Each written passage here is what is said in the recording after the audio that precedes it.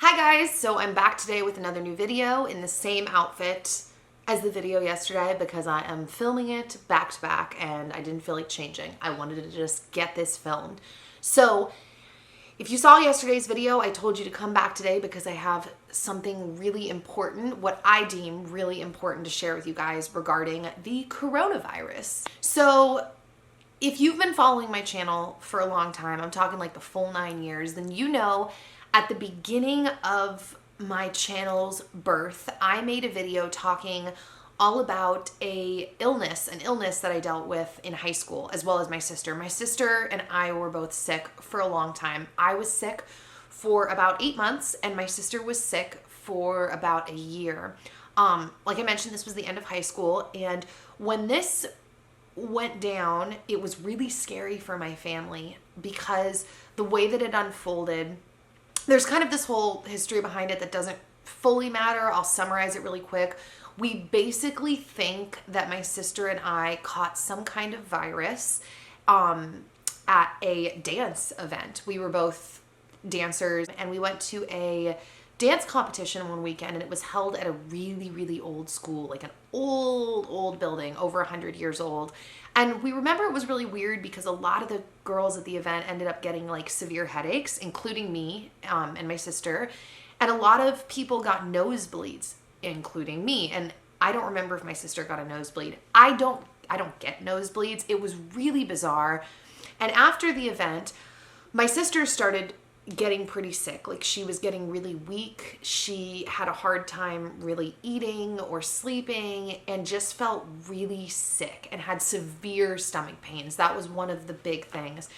And after my sister fell ill for a couple of months, I remember one day I came home from a dance class and I went upstairs and I was just like, oh no, I don't feel good. And I knew in my gut that I had caught, or something had expanded, like whatever my sister had, I was dealing with, and I knew it.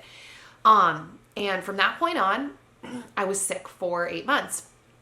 And all of these years, we have assumed that it was a virus that my sister and I caught, because the way that this went down was we obviously went through the traditional medical system, and it was one of those situations where it was like we would see one doctor, they were stumped, they'd refer us to someone else. We'd have blood work, they'd look at everything, they were stumped, they'd refer us to someone else. More blood work, they were stumped, they'd refer us to someone else.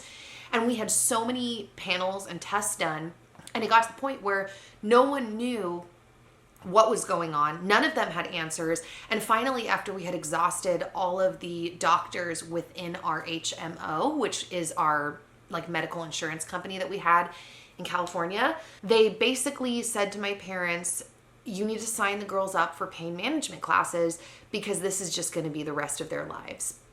That was not an exciting answer.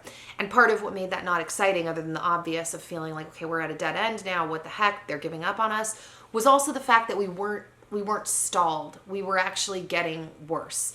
And I remember towards the end, I say the end because we came out of this, but towards the end, my sister like couldn't even really walk on her own. She was a few months ahead of me. And it was scary. I actually just got chills talking about this because looking back at that time, my parents like stopped working basically for a couple of months, and they dedicated themselves to trying to find how to help us because the doctors weren't able to. They were stumped. They had no idea what to do. And they didn't want to accept just, oh, we'll just take pain management classes and deal with it forever, especially considering, like I said, the fact that we were getting worse. And so on a side note, it's very burned into my memory, spending lots of time on our downstairs couch and then having both of my parents sitting at the kitchen table behind me and my sister just like clicking away on their computer, trying to research everything they could to figure out what was wrong with us. By the way, Mom and Dad, if you're watching this, I'm just going to give a public shout out of thanks to you guys. Because yeah, I was grateful back then. I'm really grateful now. So what does this have to do with COVID-19? We went through a lot of holistic medical practitioners, tried a lot of different things, a lot of diets, a lot of vitamins. My family's always been into holistic medicine. And because the traditional doctors didn't know what to do with us, we had no choice but to go that route.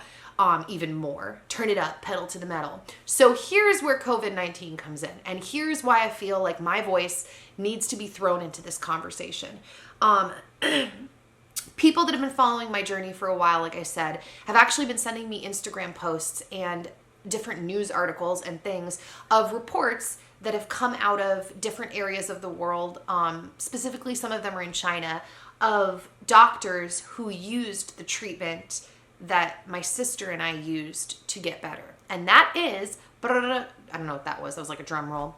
High dose intravenous vitamin C. Now, if you're rolling your eyes or you're laughing right now, I'm serious. And I wouldn't be making this video if I didn't feel like my anecdotal reactions, response, and healing needed to be in this mix, because I think that in this world of pharmaceuticals and modern medicine, hearing something thrown out like vitamin C just sounds like, okay, eye roll. But here's what you need to know about vitamin C. So we ended up going up to San Francisco to see a doctor that was basically a pioneer of intravenous high dosage vitamin C therapy. The real pioneer was actually the guy that he trained under. I believe his name was Dr. Cathcart, or maybe it was Dr. Cathcart that we saw in San Francisco. But that doctor trained, like he was the protege or whatever of the doctor that literally pioneered this in like the early 1900s. And what he found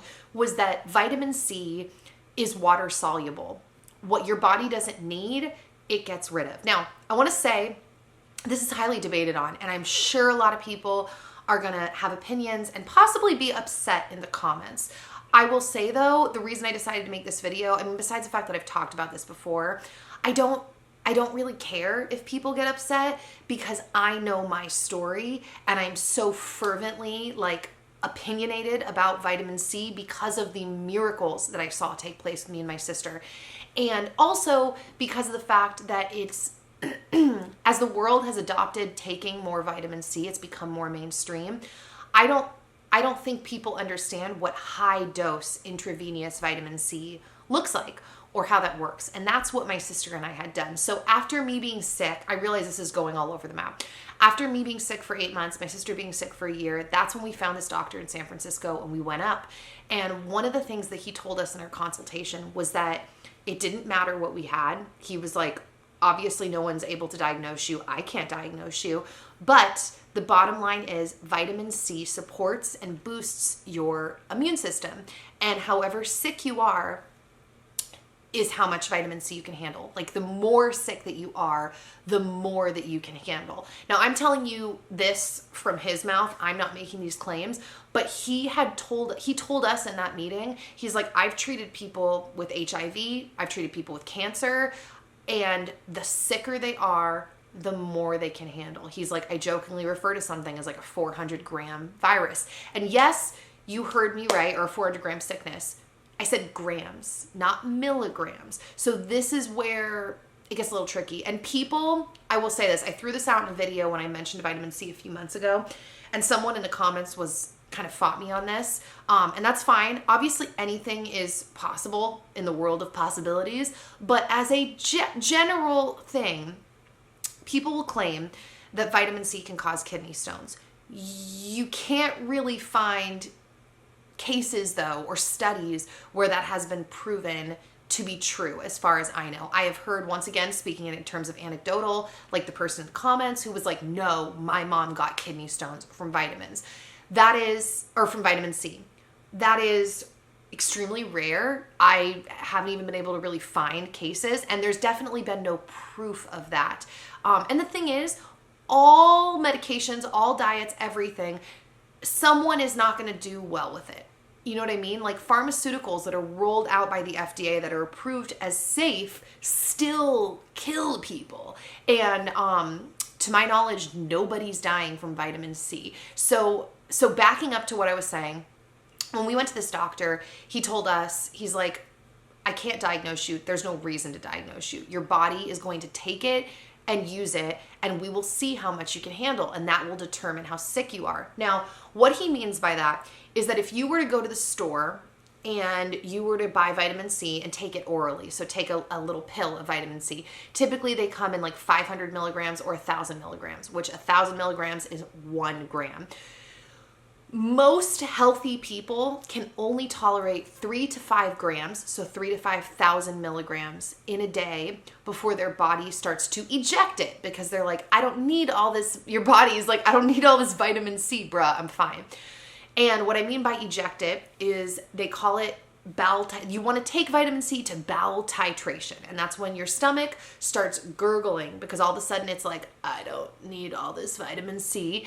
And then if you cross that point and you keep taking it, you will have diarrhea. Not crazy diarrhea, uncontrollable diarrhea. Like if you're monitoring the gurgle level in your belly, it shouldn't get there, because once you start gurgling, that's when you back off. So a healthy person can tolerate 3 to 5 grams a day ish. My sister and I, when we got there, we spent 2 or 3 days in his clinic, and we had approximately, I want to say like 200 grams ish of vitamin C intravenously put into us. And intravenously, it just means by IV, obviously, put into us a day. You heard that right, somewhere between 150 and 200 grams. And then we were also taking orally around 100 grams, something like that, with 0 diarrhea. And actually, after a couple of days of being in this clinic, my sister walked out. So she was carried in. She couldn't walk when we were there, and she walked out. And I remember, the memory will never leave my mind, walking out of his clinic and looking up at the trees, and I knew it. I felt in my gut. I'm like, this is going away. We're fighting this. And so, crazy. So the protocol after that, he basically said to us, you need to take to bowel titration every single day. Your body will tell you how healthy you are. And as time goes on, that max will go down as you get healthier. The healthier you are, the less you can handle. And he was right. It took us, I want to say, about 6 months to back off. Like, we were literally taking like 200 grams orally of vitamin C every single day with 0 diarrhea. And as time went on, that number and our tolerance just got lower and lower as we got healthier and healthier. And I've never dealt with that virus or whatever that was ever since then. My sister hasn't either. We've dealt with a couple weird health issues, but really not. I consider myself to be pretty healthy. You guys know I deal with chronic pain, but that's a structural issue. I have some unevenness in my pelvis and my back and all of that. But in terms of health, we've just never really dealt with that again. Now, since then, vitamin C is our go-to. I keep so much vitamin C around my house, and I can still tolerate, I think, more vitamin C than like your average healthy individual. And I have different theories behind that I won't necessarily get into. I mean, I could. You guys know with my joint issues, I have wondered before if I have Ehlers-Danlos syndrome, which is a separate thing, but that's a disorder in creating collagen, and your body needs vitamin C to create collagen. Anyways, I have not been tested for that yet. We'll deal with that down the line. I really wanted to put this out here because people, like I mentioned, have been sending me articles, Instagram posts, all of that, supposedly from doctors in different areas around the world who have been using high-dose vitamin C therapy on their patients with COVID-19. And supposedly, all of the people that have been given this as a therapeutic treatment have not passed away. There was this one doctor, I guess, in China who tested that on 50 patients who were in critical condition, I guess. None of them passed away. So all of this to be said, this is highly anecdotal. I'm sure someone's going to be mad that I'm throwing this out there.